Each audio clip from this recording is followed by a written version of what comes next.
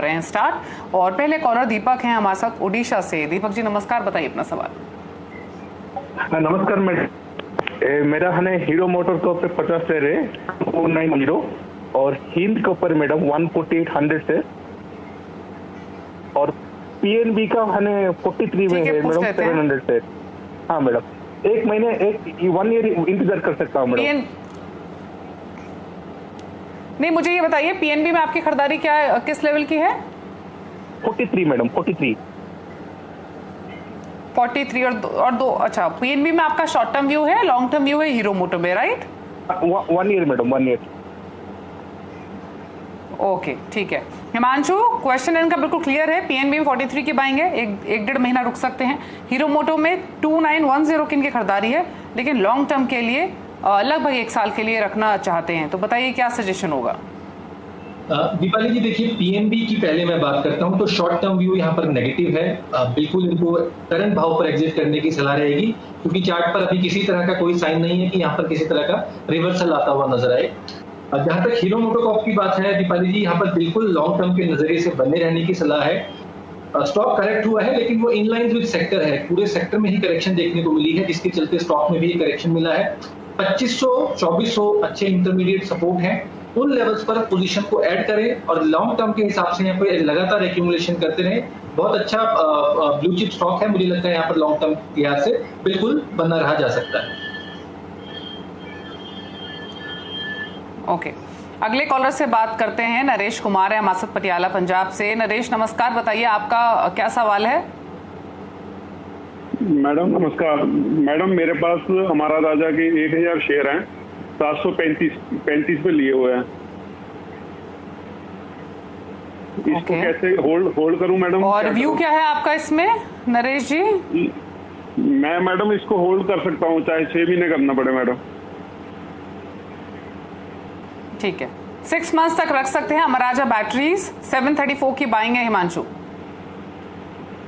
जी, 700 रुपए के नीचे जो स्टॉक का शॉर्ट टर्म सेटअप है वो यहाँ पर वीक होता हुआ नजर आया है। अगला जो इंपॉर्टेंट सपोर्ट जोन है वो लगभग 600 रुपए के आसपास है। तो हालांकि आप 6 महीने का समय देने को तैयार है, लेकिन 6 महीने भी एक काफी छोटा समय होता है स्टॉक मार्केट में। तो मुझे लगता है कि यहाँ पर थोड़ा इसको समय दीजिए। स्टॉक ओवरऑल हायर लेवल से काफी करेक्ट हो चुका है, तो मुझे लगता है कि कुछ महीनों के बाद शायद 600 सवा 600 के लेवल्स पर इंटरमीडिएट सपोर्ट टेस्ट करने के बाद यहाँ पर एक रिबाउंड आता हुआ नजर आएगा, और उस कंडीशन में मुझे लगता है कि आपको आपके भाव मिल सकते हैं, वहां पर आप एग्जिट कर सकते हैं। ठीक है, अगला सवाल ले लेते हैं। ये फेसबुक के जरिए में भेजा है रवि बत्रा ने। बजाज फाइनेंस पर इनका सवाल है और काफी इंटरेस्टिंग लेवल्स हैं हिमांशु। 1980 की इनकी खरीदारी है।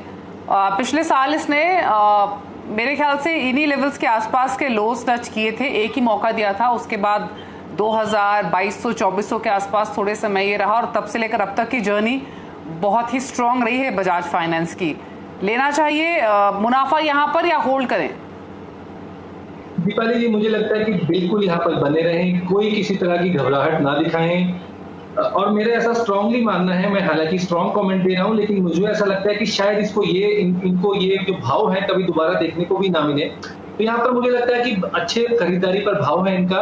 5800 6000 एक स्ट्रांग बेस स्टॉक के लिए बन चुका है।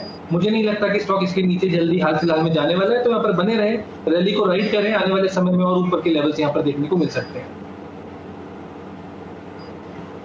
ठीक है, सर्वेश चौरसिया ने एक सवाल भेजा है ड्योरा से। हिमांशु, इन्होंने व्हाट्सएप के जरिए सवाल भेजा है। 2 स्टॉक्स इनके पास। जेके टायर 180 की इनकी खरीदारी है और 100 क्वांटिटी है। दूसरा स्टॉक है IRFC का, यहाँ पर इनकी 575 की बाइंग है। तो दोनों स्टॉक्स में बताइए क्या करना है इनको अब? जी देखिए, अगर जेके टायर इन्होंने सिर्फ ट्रेडिंग के नजरिए से लिया है तो मेरी इनके लिए सलाह होगी कि यहाँ पर एक स्ट्रिक्ट स्टॉप लॉस मेंटेन करें 140 रुपए का। 144 रुपए के आसपास का आज का क्लोज है। तो अगर स्टॉक 140 के नीचे बंद होता है तो ये कंफर्म हो जाएगा कि स्टॉक एक करेक्शन मोड में एंटर कर रहा है, और उस कंडीशन में स्टॉक 115 120 रुपए तक के लेवल टेस्ट कर सकता है। लेकिन अगर थोड़ा सा medium to long term view है तो यहाँ पर बिल्कुल बने रहे। अगर स्टॉक करेक्शन भी दिखाता है 115 120 के लेवल तक भी, तो भी उसके बावजूद भी स्टॉक एक अच्छा अपट्रेंड में बना हुआ है, और मुझे ऐसा लगता है कि स्टॉक आने वाले समय में 180 से 200 रुपए तक के लेवल्स न केवल टेस्ट करता हुआ बल्कि उसके ऊपर भी जाने का पोटेंशियल रखता है। और दीपाली जी, दूसरा स्टॉक आपने IRFC के जिक्र किया, तो मुझे लगता है कि यहाँ पर शायद खरीदारी का भाव इनका 26 रुपए का है। तो मुझे लगता है कि यहाँ पर फिलहाल जो सेटअप है वो थोड़ा यहाँ पर वीक है, तो यहाँ पर मुझे लगता है कि यहाँ पर इनको एग्जिट कर लेना चाहिए। ठीक है, अगले कॉलर दिलीप कुमार है हमारे साथ फोन लाइन पर हैदराबाद से। दिलीप जी नमस्कार, बताइए क्या सवाल है आपका। नमस्कार मैडम, मेरे पास RVNL की 19,000 शेयर है जिसका प्राइस है कि 32.07 प्राइस। इसको तो मैंने शॉर्ट टर्म के लिए रखना चाहता हूँ, क्या करना है इसमें? ठीक है, शॉर्ट टर्म का व्यू है, क्या करना चाहिए? RVNL में 32 रुपए की खरीदारी है हिमांशु इनकी। दीपाली जी, ऑलरेडी पोजीशन लॉस में है, लेकिन अच्छी बात यह है कि स्ट्रॉन्ग सपोर्ट के पास है स्टॉक। करंट लेवल्स 27 रुपए का एक स्टॉप लॉस मेंटेन करें, पोजीशन में बने रहें। और मुझे ऐसा लगता है कि यहाँ से अगर स्टॉक में खरीदारी आती हुई देखने को मिलती है तो स्टॉक इमीडिएटली शॉर्ट टर्म में 30 रुपए तक के लेवल्स दिखा सकता है। वहां पर इस स्टॉक में दोबारा रिव्यू करने की जरूरत है। ठीक है, तो यहाँ पर 27 के नीचे का एक स्टॉप लॉस कर लीजिए, फिलहाल आप होल्ड कर लीजिए। अगला सवाल आशीष अग्रवाल ने हमें भेजा है व्हाट्सएप के जरिए, इनफैक्ट फेसबुक के जरिए इन्होंने भेजा है। HAL पेन का सवाल है, हिंदुस्तान एरोनॉटिक्स 958 की इनकी बाइंग है, 105 स्टॉक्स हैं और HAL तो FNO का हिस्सा भी बन रहा है कल से। और आप देखिए हिमांशु, आज भी काफी अच्छी मजबूती थी, तो इनके पोजीशन मुनाफे की है। ऑलमोस्ट 20-25% का प्रॉफिट इनको ऑलरेडी हो रहा है। क्या करना चाहिए HAL में? दीपाली जी, एक लंबे समय की कंसोलिडेशन के बाद स्टॉक ने पिछले कुछ हफ्तों से एक ब्रेकआउट दिया है। 1100 रुपए का एक स्टॉप लॉस ट्रेल कर लें ताकि एक मिनिमम प्रॉफिट लॉक हो जाए। और अपसाइड में मुझे लगता है कि यहाँ पर 1350 रुपए तक के टारगेट शॉर्ट टर्म में आते हुए नजर आ सकते हैं, यहाँ पर ये मुनाफा वसूल कर सकते हैं। ठीक है, अगले कॉलर से बातचीत करते हैं। अशोक भाटिया हैं हमारे साथ फोन लाइन पर दिल्ली से। अशोक जी नमस्कार, बताइए अपना क्वेश्चन। मैडम, मैंने डॉक्टर रेड्डी लैब के 500 शेयर परचेज किए 25 जुलाई को at the rate 5,040 rupees. So now the rate is coming down to 4,500. So I don't know what to do now. पूछ लेते हैं, आपको नुकसान तो हो रहा है सर, क्योंकि आपकी खरीदारी के बाद ही अर्निंग्स के साथ और जो न्यूज फ्लो रहा उसके साथ ही स्टॉक का मूड बिगड़ा, करेक्ट हुआ ये। और पूछ लेते हैं क्या सजेशन हिमांशु देंगे। हिमांशु, व्यू मतलब अगर ये लॉन्ग टर्म रखना चाहें तो इनके लिए क्या सजेशन है? शॉर्ट टर्म स्ट्रैटेजी हो तो क्या व्यू रहेगा? क्योंकि फार्मा में उतना एक्शन है भी नहीं और डॉक्टर रेड्डीज के पीछे तो ना चलने के कई कारण भी हैं। क्या व्यू होगा अब आपका? दीपाली जी, बिल्कुल आपने सही कहा कि फार्मा सेक्टर ओवरऑल एक करेक्टिव मोड में है और डॉक्टर रेड्डीज मुझे लगता है कि वो स्टॉक है जिसकी वजह से जिसने ये पूरे के पूरे सेक्टर में जो करेक्शन है उसको ट्रिगर किया है। 4,400 रुपए का एक क्रूशियल सपोर्ट लेवल है, तो अगर सिर्फ शॉर्ट टर्म का नजरिया है तो 4400 रुपए का एक स्ट्रिक्ट स्टॉप लॉस रखें। अगर स्टॉक उसके नीचे जाता है तो यहाँ पर एग्जिट करें। लेकिन अगर मीडियम टू लॉन्ग टर्म नजरिया है तो स्टॉक एक ब्लू चिप स्टॉक है, फार्मा में एक अच्छा दिग्गज स्टॉक है और एक बड़ी तेजी के बाद पिछले 1.5 से 2 साल में जिस तरह का रनअप फार्मा स्टॉक्स में देखने को मिला है, ये इंटरमीडिएट करेक्शन है जो कि टाइम टू टाइम सभी स्टॉक्स में आती है। और मुझे लगता है कि डिस्पाइट ऑफ द फैक्ट कि यहाँ पर करेक्शन आ रही है, ये स्टॉक 4,200 4,000 के लेवल्स पर टेस्ट करने के बाद एक अच्छी रैली दिखाने का पोटेंशियल रखता है। तो अगर लॉन्ग टर्म नजरिया है तो यहाँ पर बने रहे, लोअर लेवल्स पर स्टैगर्ड वे में SIP के रूप में यहाँ पर आप पोजीशन को ऐड भी कर सकते हैं। ठीक है, तो सजेशन यहाँ पर क्लियर है। फिलहाल अगर लॉन्ग टर्म का व्यू है तो होल्ड कीजिए, नीचे मिले तो थोड़ा ऐड भी कर सकते हैं क्योंकि इस तरह से भी नीचे जाने की पॉसिबिलिटी है। हरप्रीत सिंह लुधियाना से हमारे साथ फोन लाइन पर है। हरप्रीत जी नमस्कार, बताइए अपना सवाल। गुड इवनिंग दीपाली जी। Good evening Asha ji.